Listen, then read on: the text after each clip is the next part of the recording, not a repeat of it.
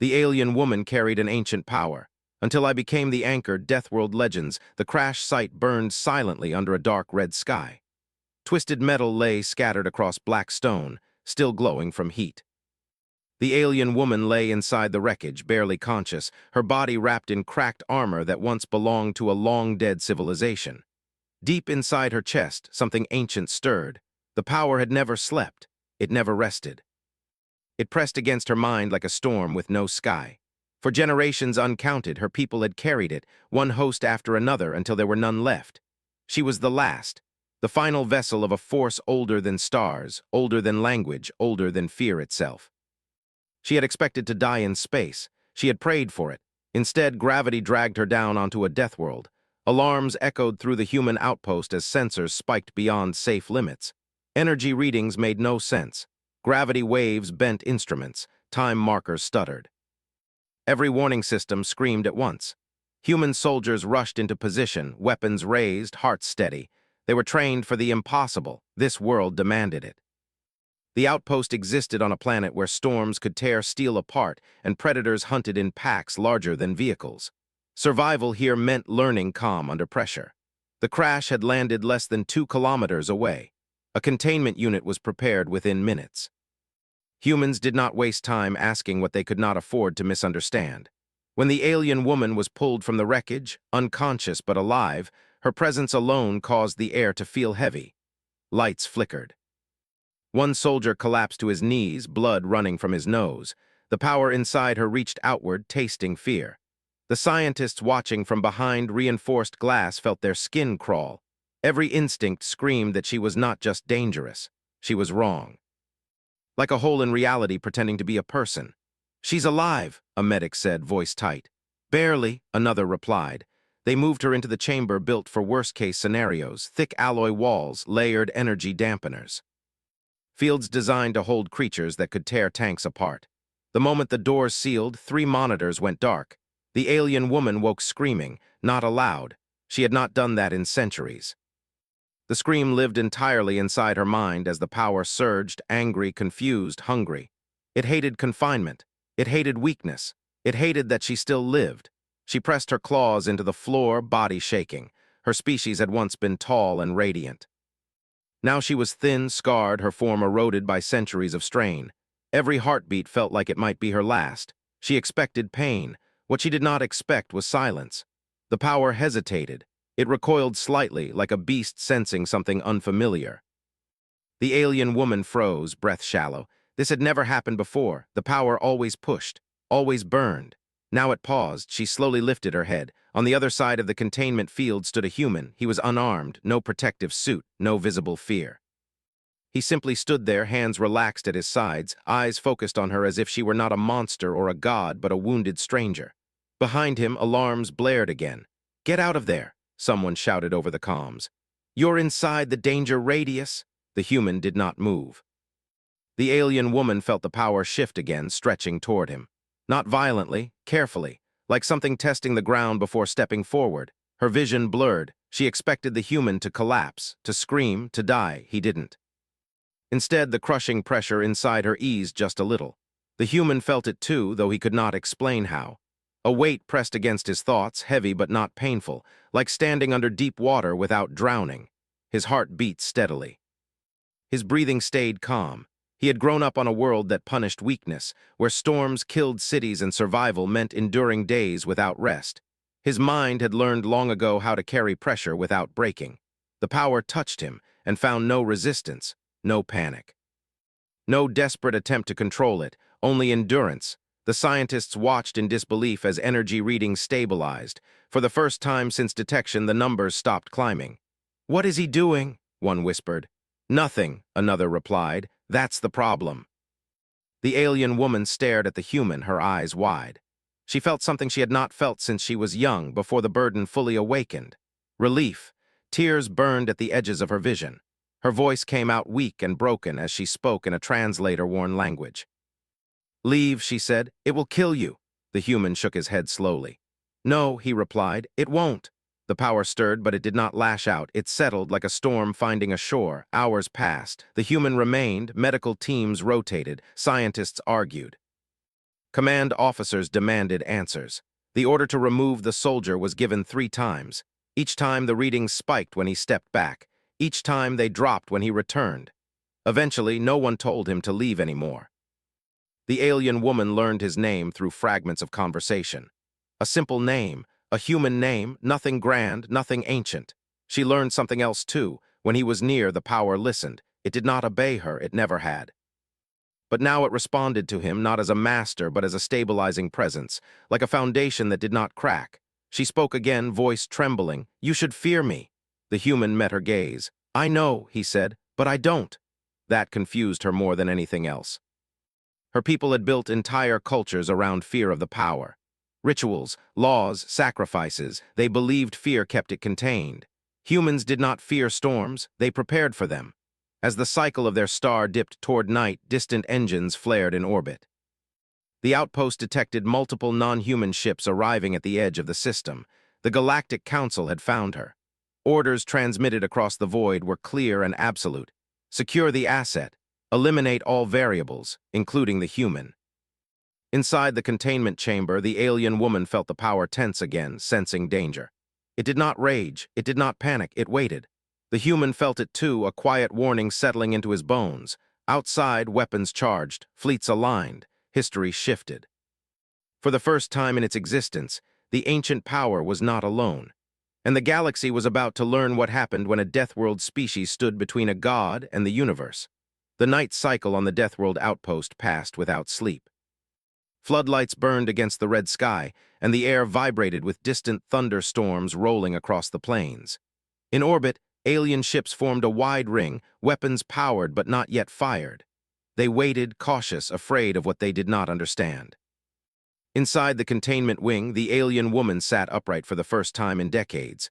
Her body still ached, but the pain no longer felt endless. The crushing pressure that had defined her entire life had softened into something bearable. Not gone, never gone, but quiet. The human was still there. He had moved a chair close to the field barrier and sat down as if standing guard over an injured friend. His posture was relaxed, but his eyes never left her. He was not staring. He was watching the way a survivor watched the horizon on a dangerous world. Medical scanners hovered around him, showing stress markers far beyond normal human limits. Elevated brain activity, increased heart strength, muscles under constant tension. Yet he showed no sign of fear or panic. The scientists were losing control of the situation. "This is impossible," one of them said, rubbing tired eyes. "No nervous system should tolerate that proximity." "It's not tolerating it," another replied quietly. "It's adapting." The alien woman listened to their voices through the translator. Her gaze returned to the human. "You feel it," she said slowly. "The weight." He nodded. "Yeah, I do." "Why are you still standing?" He thought for a moment before answering. "Because it hasn't crushed me yet." That answer shook her more than any threat ever had. Across the outpost, command officers argued as new data streamed in. Every attempt to move the human out of the chamber caused violent reactions from the ancient power. Gravity distortions warped metal. Lights shattered. One automated drone was pulled apart as if space itself had twisted. The conclusion was unavoidable. Removing the human would be catastrophic. A transmission request came in from orbit. The Galactic Council demanded immediate compliance. The alien woman was classified as a cosmic-level hazard. The human was an unacceptable anomaly. Their solution was simple: destroy the outpost. Humans intercepted the transmission. They did not respond with fear. They responded with preparation. Defense grids activated. Planetary shields rose from beneath the ground, ancient human technology built for wars the galaxy never believed humans could survive. Missiles armed, not aimed at the fleet, but at the sky above the outpost. A message was sent back, short and clear. Any attack would be answered. Inside the chamber, the alien woman felt the shift in the power. It sensed hostility. It began to stir, gathering energy like a storm pulling heat from the land. Her hands trembled. "This is how it begins," she whispered. "They will force it awake." The human stood up slowly. "Then we don't let them." "You cannot stop it," she said. "Entire empires failed." He looked at her, calm as ever. "Maybe they tried to control it." The power surged slightly at his words, not in anger but in recognition. The alien woman felt it clearly now. The ancient force was listening to him, not obeying, listening. She closed her eyes and reached inward toward the power she had carried all her life. For the first time, it did not push her away. She saw fragments of memory that were not hers.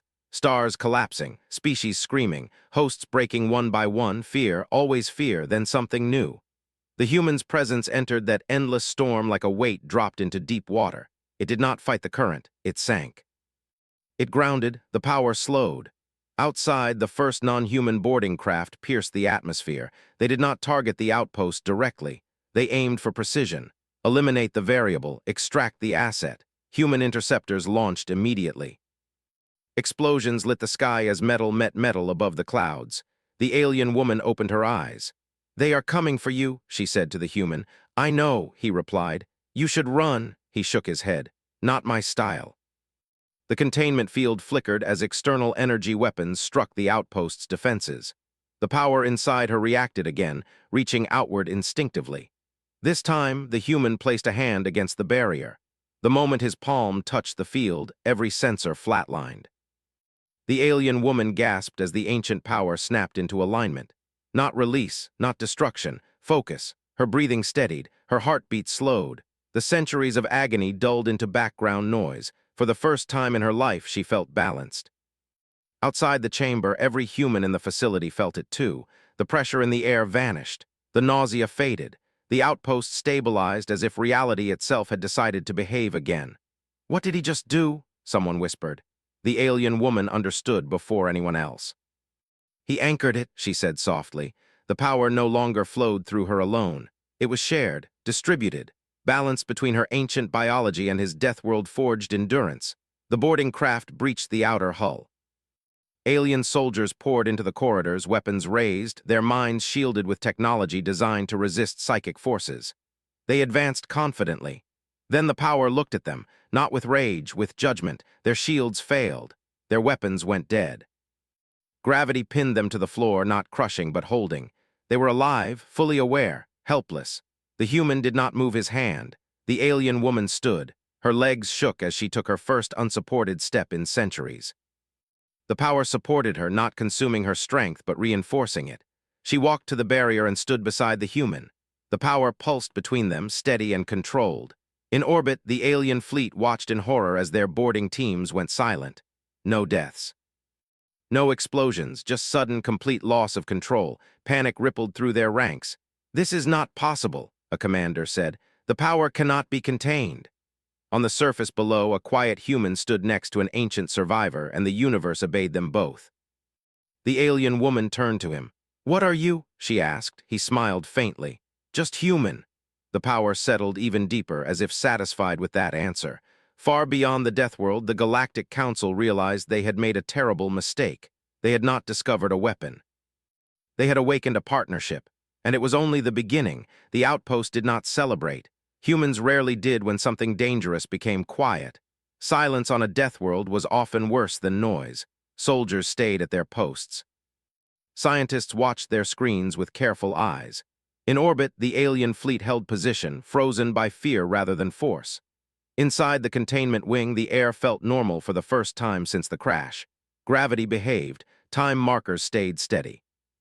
The ancient power rested, not asleep, but alert and balanced, like a massive animal choosing not to move. The alien woman stood beside the human, her posture uncertain but upright.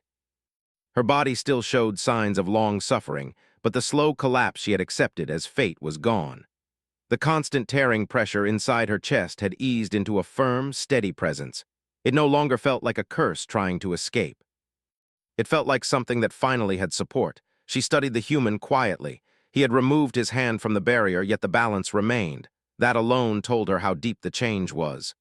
"You are still carrying it," she said. He nodded. "Feels like it's carrying me too." Medical teams tried to intervene. Scanners were brought closer, then pulled back when the readings spiked slightly. The power did not react violently, but it made its boundaries clear. Observation was allowed. Interference was not. The outpost commander entered the chamber, stopping well short of the barrier. He had seen many impossible things in his career. This was different. This felt like history forming under his boots. "You're grounding it," the commander said to the human. "Can you let go?" The human closed his eyes and focused.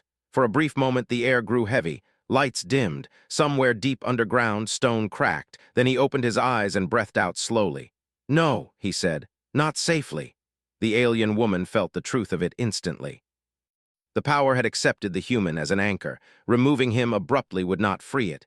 It would destabilize everything. Her voice was calm but firm. "If he is taken away by force, this world will not survive." The commander believed her. In orbit, the Galactic Council argued in fractured panic. Data streamed in from their ships, showing impossible readings. The ancient power was active, yet stable. That had never happened before. Stability meant choice. Choice meant loss of control. They sent a transmission, carefully worded, stripped of threats. They requested negotiation. Humans did not rush to answer. On the surface, the alien woman sat for the first time without restraints. A simple chair had been brought into the chamber. She moved slowly, testing her strength. Every motion felt strange, like learning how to live again. The human sat across from her. "What happens now?" he asked. She looked down at her hands. They were steady. "Now the power decides what it wants to be." "And what does it want?" She met his eyes. "That depends on you." That truth weighed heavier than any weapon. The power was ancient, vast, and dangerous, but it was also reactive. It reflected intent. Fear had shaped it into a destroyer. Endurance was shaping it into something else. Outside the outpost, storms gathered on the horizon. Lightning split the sky, striking the plains again and again. The human glanced at it without concern. He had lived through worse. The power noticed. It reached outward, not violently, but curiously. Storm clouds shifted. Winds slowed. Rain fell gently instead of tearing the land apart. The alien woman felt all ripple through her. "It's learning," she whispered. "From us?" the human asked. "From you." Her people had tried to command the power through rules and sacrifice. Humans did something far more dangerous. They lived with it. They adapted without worship, without fear-driven rituals. The first official communication from orbit finally came through. The Galactic Council asked to speak to the human anchor. The outpost commander refused. Negotiations would be on human terms. Days passed. Supplies arrived from nearby human colonies. Reinforcements landed quietly. The outpost expanded its defensive perimeter, not aggressively but carefully. Humans did not threaten the fleet above. They did not need to. The alien woman learned more about humanity in those days than she had learned about any species in centuries. She watched how humans worked, how they argued, disagreed, and still acted together when needed, how they acknowledged fear but did not let it rule them. The power watched too. It responded best when humans were honest. It stirred uneasily around deception. When a scientist tried to hide a dangerous test result, equipment failed instantly. When the truth was spoken, stability returned. This force reflects responsibility, the alien woman realized. It punishes avoidance. The human anchor nodded. "Sounds familiar." Eventually, the Galactic Council sent envoys to the surface. They came unarmed, shielded only by fragile technology and fear. They did not enter the containment wing. They did not need to. The power brushed their minds from a distance, reading intentions without words. One envoy collapsed, overwhelmed not by pain but by understanding. He wept openly, seeing centuries of destruction caused by fear-driven decisions. "This was never meant to be owned," he said. "Was it?" the alien woman answered. "No, it was meant to be carried." The human added quietly and shared. The envoys left changed. In orbit, ships powered down their weapons. The balance held. Late one cycle, when the outpost rested in uneasy calm, the alien woman stood alone near a viewport, watching the red horizon. The human approached quietly. "You're afraid," he said. "Yes," she admitted. "Not of the power, of hope." Hope had always been the most dangerous thing in the universe. The power pulsed gently between them, steady and warm. It did not demand. It waited. Far beyond the death world, signals echoed into unknown space. Other ancient forces stirred, sensing the shift. Something fundamental had changed. For the first time since the beginning of recorded history, the universe had proof. The ancient power could be anchored. And humanity had only just begun to show what that meant. The galaxy did not accept change easily. Even after weapons powered down and envoys returned shaken, fear still moved faster than reason. Across distant systems, old alliances whispered that humans had found a way to steal what no one should touch.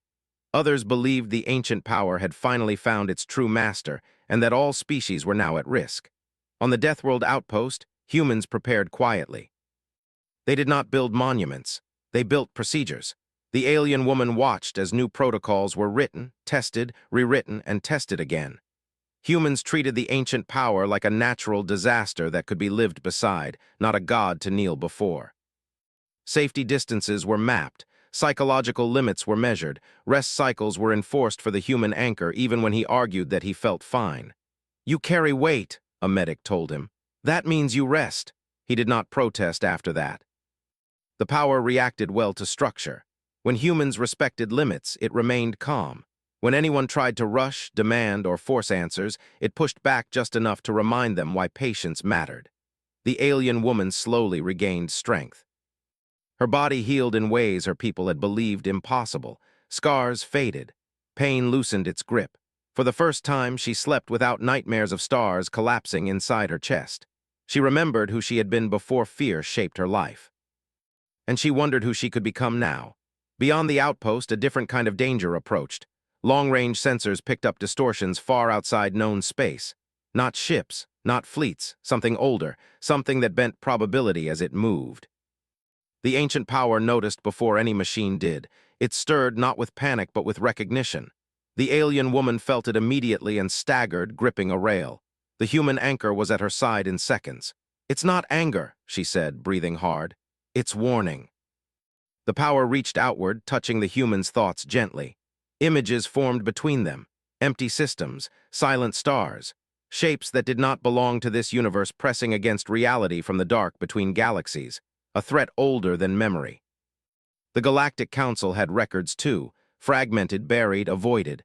There were things even the ancient power feared, forces that did not want control, balance, or destruction.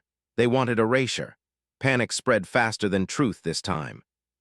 Some council members demanded immediate strikes against the outpost, believing destroying the anchor might weaken everything involved. Others argued for evacuation of entire regions of space. Humans made a different choice. They invited the council to witness. A controlled demonstration was prepared not to show power, but to show restraint. In an uninhabited system, far from trade routes, the human anchor and the alien woman traveled together under heavy protection. The ancient power flowed with them, stable and quiet. The council watched from a distance as a small artificial anomaly was introduced. A fragment of unstable spacetime, dangerous but contained. The human anchor stepped forward. He did not command the power. He did not threaten it. He accepted it. The power wrapped around the anomaly, not tearing it apart but smoothing it, grounding its violent edges until it faded safely into nothing. No shockwave, no destruction, just resolution. The council chamber fell silent. "This is not domination," one elder said slowly. "This is coexistence."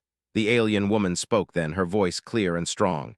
"Fear made this power a weapon. Endurance made it a tool. Responsibility will decide what it becomes." The words carried weight the council could not ignore, but fear still had allies. A faction within the council acted alone. Believing themselves saviors, they launched an unauthorized device toward the demonstration site. It was designed to sever energy bonds at a fundamental level. If it worked, the anchor would be cut away instantly. Humans detected it too late to intercept. The alien woman felt the attack coming and cried out. The power surged, confused, threatened. Space twisted violently as the device activated. The human anchor dropped to one knee. Pain unlike anything he had known tore through him. Not physical pain, but pressure on his identity, his memories, his sense of self. The power pulled at him instinctively, trying to hold on. He did not fight. He focused on breathing, on grounding himself, on the simple truths of survival he had learned since childhood. Endure. The alien woman reached him, placing her hands on his shoulders. She poured her will into the connection, not demanding strength, but offering support. The power felt both of them, and it chose balance. The device shattered, overwhelmed by a connection it could not break without collapsing reality around it. The backlash knocked ships off course and tore communication lines apart. When the distortion cleared, the human anchor was still alive. Barely standing, but alive. The power settled again, quieter than before, almost protective. The message was clear. Force would no longer work. Back on the Deathworld, the fallout was immediate. The rogue council faction was stripped of authority. Laws changed overnight. Ancient powers were reclassified, not as threats to be contained, but as phenomena requiring partnership. Humans were asked a question no species had ever been asked before. Would they help anchor the universe? The human anchor did not answer alone. He insisted on councils that included scientists, civilians, soldiers, and the alien woman herself. Decisions were slow, careful, human. The alien woman stood before the gathered representatives, no longer as a carrier of doom, but as a witness to possibility. My people failed because we believed suffering was our duty, she said. Humans survive because they believe suffering is a challenge. The power pulsed softly, agreeing. Far beyond known space, the erasing force continued its slow approach. But now, for the first time, the universe was not helpless. Anchors were being trained, not many, not quickly. Only those who could endure pressure without losing compassion. Humans did not rush. They never had to. As preparations spread across systems, legends began to form. Stories of a deathworld species that did not conquer gods but stood beside them. Of an alien woman who laid down her burden and found purpose. Of a quiet human who carried impossible weight and asked for nothing in return. The universe held its breath, not in fear. In anticipation, the universe did not change all at once. It never did. Change came in quiet shifts, in new rules written slowly, in fear losing its grip piece by piece. But everyone remembered where it began, a deathworld outpost. An alien woman who should have been a catastrophe, a human who refused to step away. Years passed. The deathworld outpost became something new. It was no longer just a military installation. It became a place of study, balance, and restraint, not a shrine, not a fortress. A working place shaped by human habits, clean corridors, clear rules, shared responsibility. The alien woman lived there by choice. Her body had fully stabilized. The ancient power no longer ate away at her strength. It flowed through her like a deep current, present but no longer painful. For the first time in her long life, she could walk under an open sky without feeling like the universe was trying to tear itself out of her chest. She often stood on the high observation platform, watching storms roll across the plains. The power moved with the wind now, not against it. The human anchor stood beside her, older, marked by time and strain. His hair showed streaks of gray. His eyes carried a weight no rank or medal could explain. He had refused every promotion offered. Titles did not matter to him. Responsibility did.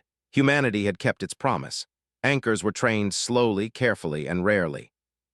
Most humans who volunteered failed not because they were weak, but because they tried too hard. They wanted to control, to prove something. The power rejected that. It accepted those who endured without demanding reward. The galaxy watched with a mix of fear and awe as small teams of humans stabilized unstable stars, sealed spatial fractures, and calmed phenomena that once erased civilizations. There were no grand displays, no conquest fleets, just quiet resolution. Other species began to change too. Some learned from humans, some resisted. A few tried to steal the knowledge and failed, their experiments collapsing under pressure they could not bear. The lesson was clear. This was not about intelligence or strength. It was about endurance with restraint. Beyond the edge of known space, the erasing force finally arrived. It did not announce itself, it did not threaten. Entire systems simply went silent as it passed through them. Matter unraveled, energy vanished, reality thinned. The ancient power reacted immediately, pulsing with urgency. The alien woman felt it clearly and woke the human anchor without words. "It's here," she said. He nodded. "I know." The response was not panic, it was preparation. Human-led coalitions formed a wide defensive line, not with weapons, but with anchors positioned across key regions of space. Humans stood alongside other species who had learned enough to assist, though none could anchor directly. The alien woman chose to stand at the center. "This began with me," she said. "It should face me too." The human did not argue. When the erasing force reached the line, the universe itself seemed to hold still. Sensors failed. Light bent away. Time lost meaning near its edge. The power surged, vast and ancient, but it did not break free. It held. The human anchor closed his eyes and focused on what he had always known. Breathing, weight, endurance. He did not imagine victory. He imagined standing still in a storm that never ended. The alien woman reached out, steadying the flow, guiding the power not as a master, but as a partner. The erasing force pressed against them. Reality screamed. Anchors across space felt the strain. Some collapsed. Some were pulled back just in time.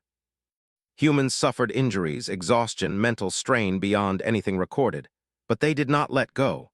The ancient power, shaped now by years of shared responsibility, did something it had never done before.